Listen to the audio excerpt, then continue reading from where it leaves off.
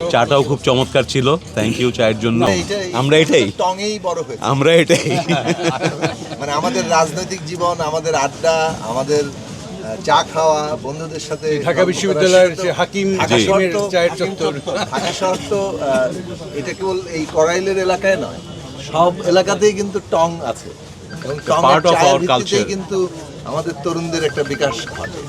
তো সেইটা আসলে আরো স্বাস্থ্যকর পরিবেশে আরো ভালোভাবে কিভাবে সেটা হতে পারে সেটা অব্যাহত কেননা বন্ধুত্ব কেবল বন্ধুত্ব না, সেটা আসলে একটা সামাজিকতা এবং চিন্তার একটা বড় বিকাশের একটা বড় আয়োজন। আসলে আমরা খুব স্বাভাবিকভাবে যা যা করি সেটাই করেছি, আমরা কিন্তু কোনো কিছু ভেবে এখানে আসিনি। আমি এবং মাননীয় পরিকল্পনা প্রতিমন্ত্রী এবং স্বাস্থ্য বিষয়ক বিশেষ সহকারী আমরা হাঁটতে হাঁটতে বলছিলাম যে তাহলে চলেন একটু চায়ের দোকানে বসে আমাদের কাজের কথাগুলো সেরে ফেলি। আসলে আমরা চাই যে আমরা যে একটা দায়িত্বে আছি, মন্ত্রী প্রতিমন্ত্রী যে দায়িত্বেই আছি, এটি দায়িত্ব মাত্র এবং এটা সময় নির্ভর, কিন্তু আমরা মানুষ হিসেবে আমাদের জীবন আচরণ, আমাদের কাজকর্ম সব কিছুকে একই রকম রাখতে চাই। আপনারা দেখেছেন আমাদের মাননীয় প্রধানমন্ত্রী, তিনিও খুব স্বাভাবিক সহজাতভাবে যেভাবে আমরা সবাই চলি সেভাবেই উনি চলছেন, আমরাও সেভাবেই চলছি। আজকে আমরা এখানে এসেছিলাম এই করাইলে বাসী প্রায় 5 শতাধিক প্রতিবন্ধী শিশুকে আমরা শনাক্ত করেছি, সেই শিশুদের জন্য সেবা কার্যক্রম উদ্বোধন করতে। তো যেহেতু আমরা এই যে একেবারে তৃণমূলের মানুষের জন্য সেবা কার্যক্রম উদ্বোধন করছি, আমাদের তো আসলে ওদের সঙ্গেই বসতে হবে, ওদের সঙ্গেই চা খেতে হবে।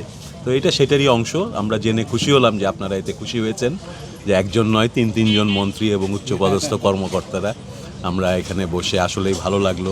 চাটাও খুব চমৎকার ছিল, থ্যাংক ইউ চায়ের জন্য। আর একটা ব্যাপার হলো যে আমাদের যেহেতু মাননীয় প্রধানমন্ত্রী এবং আমাদের রাজনৈতিক একটা অঙ্গীকার, আমরা মানুষের জীবন এবং জীবিকার উন্নয়ন চাই। আমরা ওই ভ্রান্ত উন্নয়ন এর আগে আমরা যে আমাদের দেশ গত 1.5 যুগ ধরে যেগুলো দেখছে এগুলোকে রিপিট করতে চাই।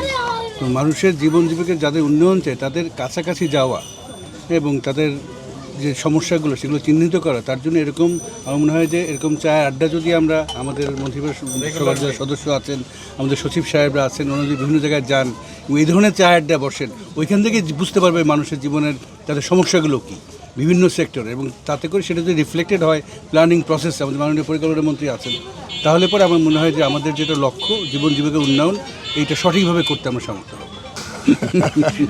মানে আসলে আমরা তো মানে এখানে বদলানোর তো কিছু নাই, আমরা জনগণের সাথে কাজ করি এবং সেই কাজের একটা বিশেষ হয়তো এখন একটা দায়িত্বের মধ্যে আছে, কিন্তু এটা আসলে জনগণেরই কাজ করা।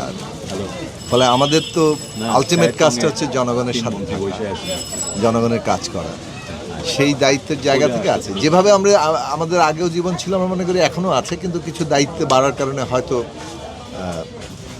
বিশেষ কাজে বিশেষ সময়ে ব্যস্ত থাকতে হয়।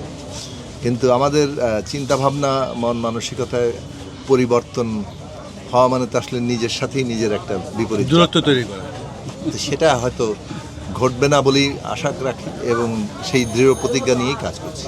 আরেকটা বিষয় বলতে চাই, আমরা 3 জনই 80-র দশকের শেষের দিকে এবং 90-এর দশকের শুরুর দিকে এই মাঠের ছাত্র রাজনীতি করতাম, 90-এর আন্দোলনে আমরা সম্পৃক্ত ছিলাম।